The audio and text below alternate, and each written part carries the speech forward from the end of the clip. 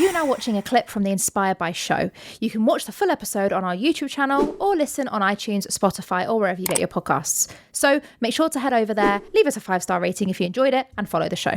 What made you pick those documentaries? Because it sounds like by the time you've, quote unquote, made it, become known in the industry, you probably got loads of opportunities. Like you said, the Channel 5 list. Why these documentaries? So I had a hidden life.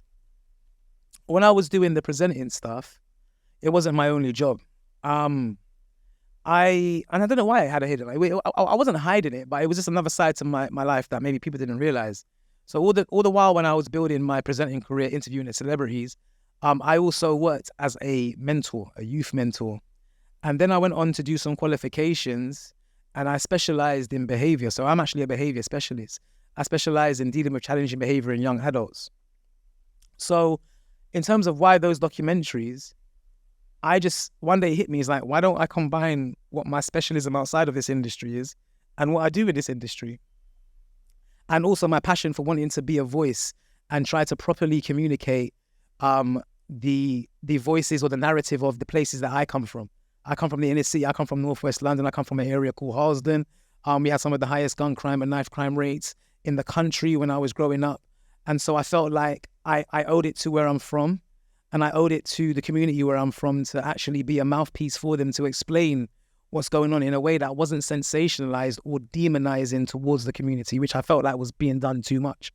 So all those things combined, I think it put me in good stead to be a voice that spoke on youth violence, that spoke on unfortunate murders, that spoke on drugs, that spoke on, I guess, the more criminal aspects of society, as well as the other things that I've done as well, which has been learning experiences. Like, so Brexit and NHS, I had to do a lot of political learning.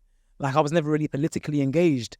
I'm now an ambassador for a political youth charity, which is crazy because I was never interested in politics. But the reason why I accepted the ambassadorship, because they educated me so much. Kids educated me so much on politics. Stop and search.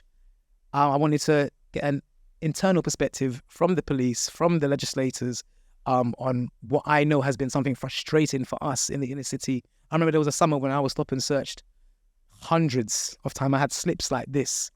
And so what seemed like racialized legislation is something that I wanted to shine a light on.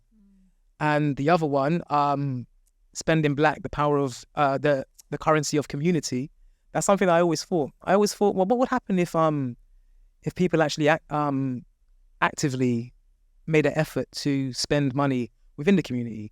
Would that give the community a sense of self-dependence? Would it build like an economy? And that's why I called it the currency of community.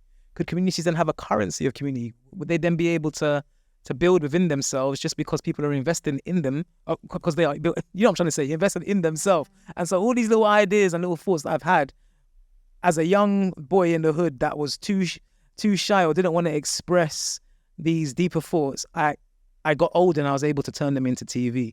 And for me, that's very pride-filling.